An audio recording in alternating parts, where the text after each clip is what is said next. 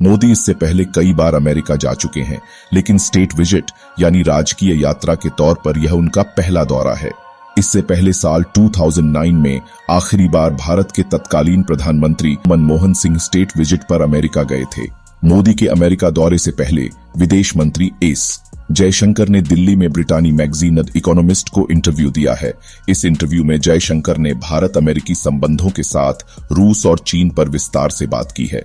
Bharat America के संबंधों से जुड़े सवाल पर जयशंकर का कहना है कि दोनों देशों के बीच संबंध सही रास्ते पर हैं और बहुत तेजी से आगे बढ़ रहे हैं।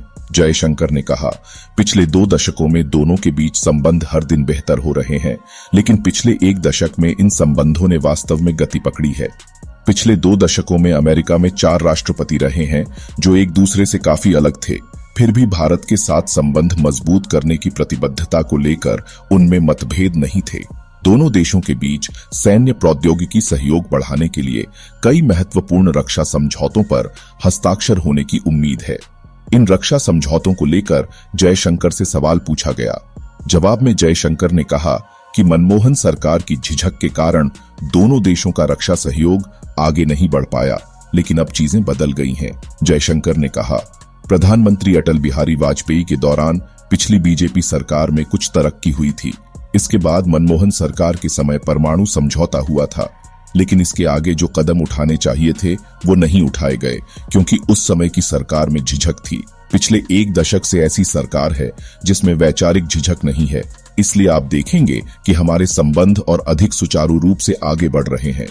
जयशंकर कहते हैं, 1965 से मोटे तौर पर देखें तो 40 सालों तक अमेरिका से भारत को कोई महत्वपूर्ण सैन्य बिक्री नहीं हुई थी, लेकिन आज हम 3 अमेरिकी विमान P-8C 130 और C-17 का इस्तेमाल कर रहे हैं।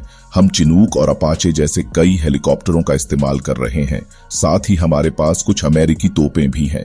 जयशंकर का मानना है कि टेक्नोलॉजी के क्षेत्र में आज भारत के अमेरिका के साथ जैसे संबंध हैं, वैसे किसी दूसरे देश के नहीं हैं और व्यापार के साथ निवेश लगातार बढ़ रहा है। जयशंकर ने जवाब दिया कि रूस के अच्छे संबंध बनाए रखना जरूरी है। जयशंकर ने कहा, अमेरिकी सांसद भी इस बात को समझते हैं।